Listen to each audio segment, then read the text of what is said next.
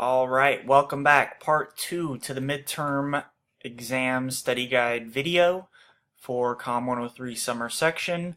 Moving right along, Chapter 4, Hearing versus Listening. All you need to know is that hearing is simply a physical process, while listening is actually an active mental process.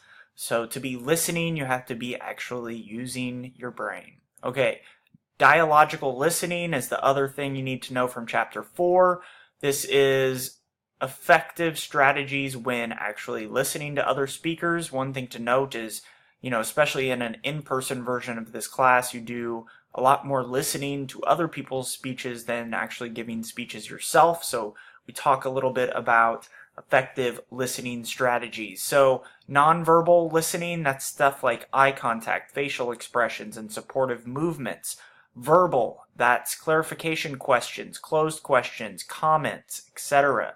And written, written feedback happens a lot with speakers.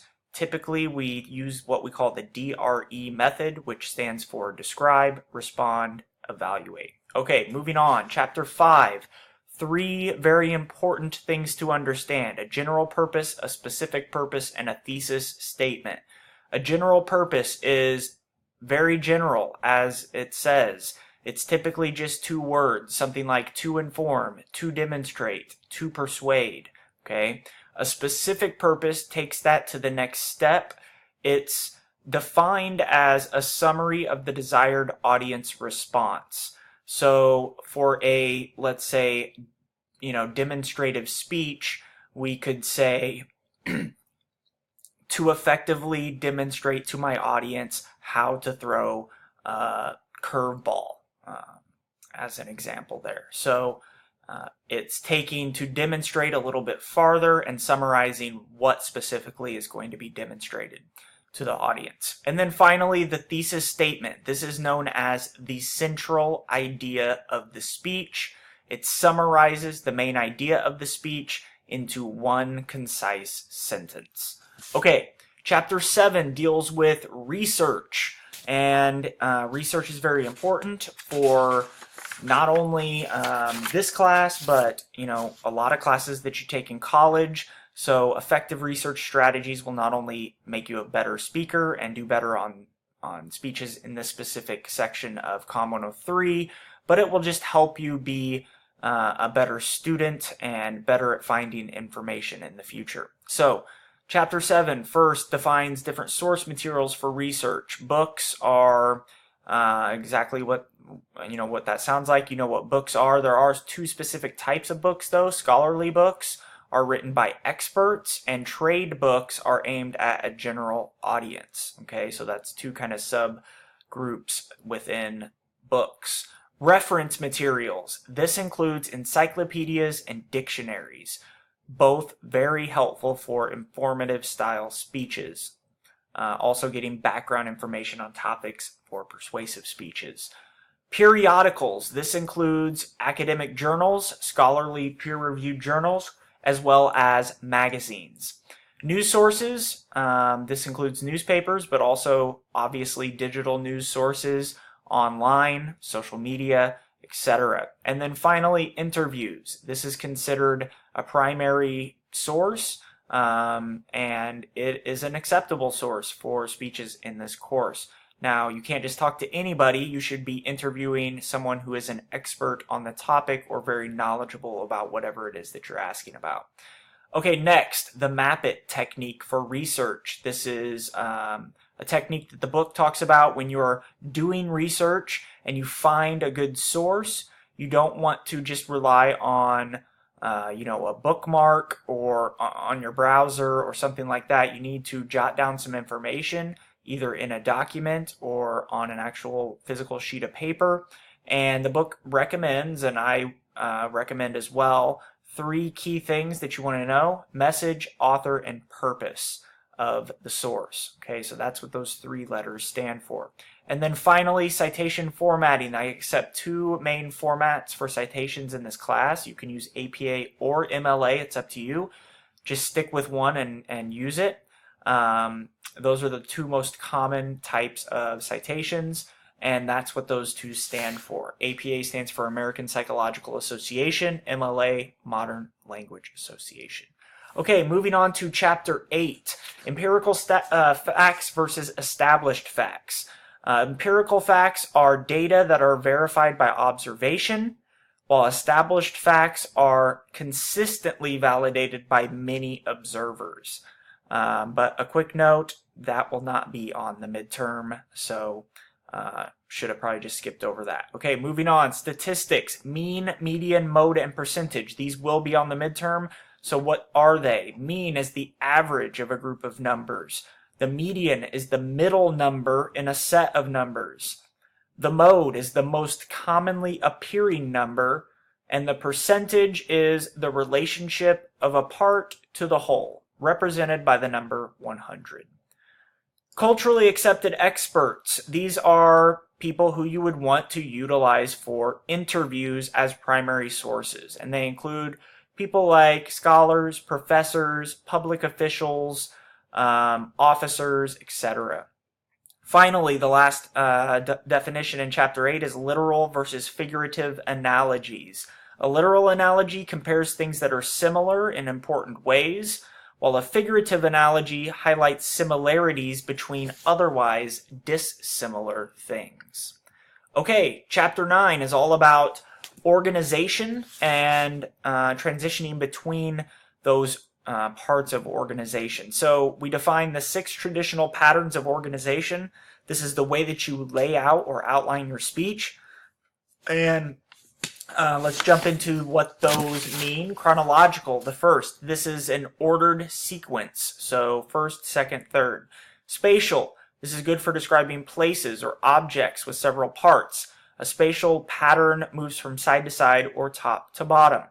Causal pattern. This is the cause and effect setup. So you start with the cause and then the effect.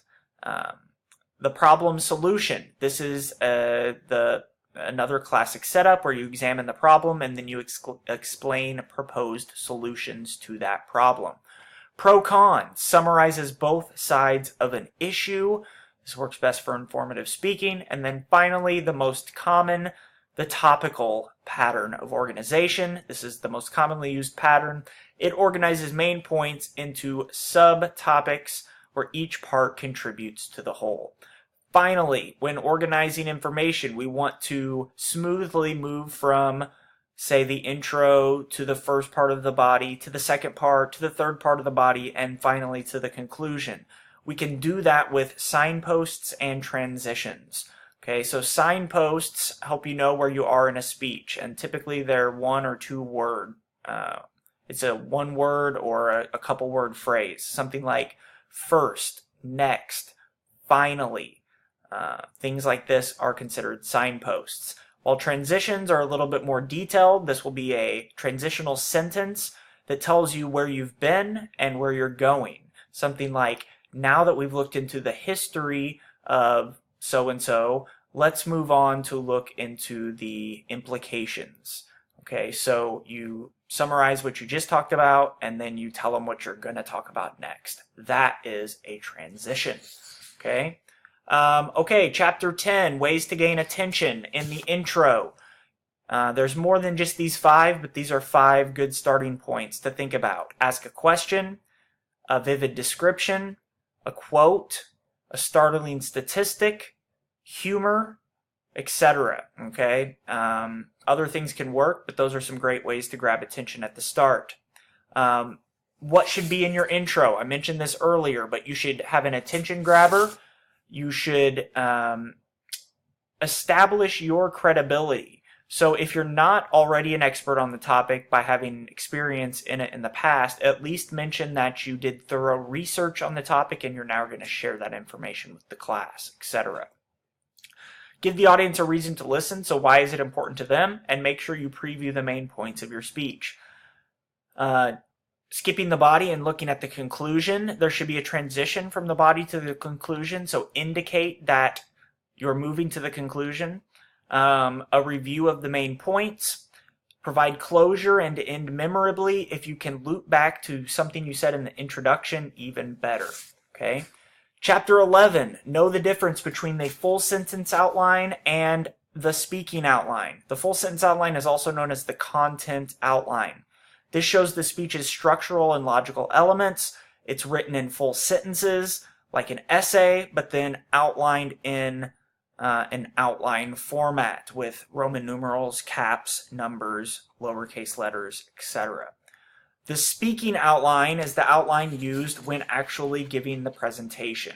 And this will typically be done on note cards and should not include full sentences because the idea is not to speak from a script, but rather to deliver extemporaneously.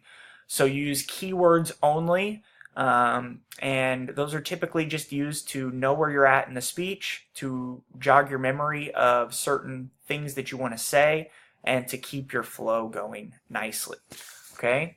All right, chapter 12. Languages and words. What's a language? What's a word? A language is a verbal code made up of symbols that a community of speakers use to share ideas and reflect culture. Let me say that again.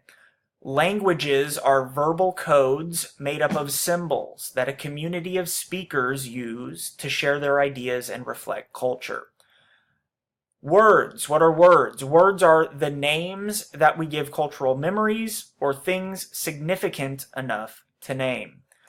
All right, not all words have just one meaning. Some words have multiple meanings, okay? And multiple types of meanings. So there's denotative meanings of words and connotative meanings of words. A denotative meaning is the dictionary definition of the word. The connotative meaning of the word is the emotional overtones associated with that word. There's two sub-points here related to denotative and connotative meaning. An ambiguous word stands for more than one idea. Something like range could mean a distance, a distance between two places, the range, okay? It could be talking about the open range. It could be talking about an oven range. There's numerous different definitions of that word, so it's ambiguous. The meaning depends on the context. Jargon denotes specialized or technical words that serve special groups. Within connotative meaning, two little subpoints there. Epithets. These describe some quality of a person or group, often with negative connotations. And then euphemisms substitute inoffensive terms for offensive, embarrassing, or just words that people would rather not say. So something like kick the bucket rather than saying die. Okay, moving on. Vivid language. No different types below. Alliteration is words that begin with the same sound. Rhymes are words that end with the same sound. Metaphors are implied comparisons. And personification is giving human characteristics to non-human things, like the lightning danced across the sky. Know that powerful language is straightforward, direct, and to the point, while powerless language uses things like hedges, tag questions, and disclaimers. These are things like saying sort of, or I'm pretty sure, etc. And then avoid racist, sexist, ageist, and non-parallel language. If you do so, that means you're using inclusive language. Finally, to wrap it up, Chapter 15 is on informative speaking. 4 types of informative speeches that you need to know. Demonstrative speech answers the question, how do you do it, or how does it work? Descriptive answers the question, what is it like? A report is where you tell what you've learned about a person or subject. And expository speeches are known as the speech to teach. They answer the question, what does it mean, or what is it? Okay. Finally, discourse consistency, repetition and redundancy. These can be effectively used in speeches to maintain audience attention. Okay. It uses a repetitive style to help listeners identify and connect ideas. So repetition is saying the same thing more than once, while redundancy is repeating the same idea in different ways. Okay, I hope this video has been helpful. Use it to take notes on your midterm study guide. Study well, and when you're ready, hit that link in Cobra and take the exam. You'll have 90 minutes to complete it. Thank you.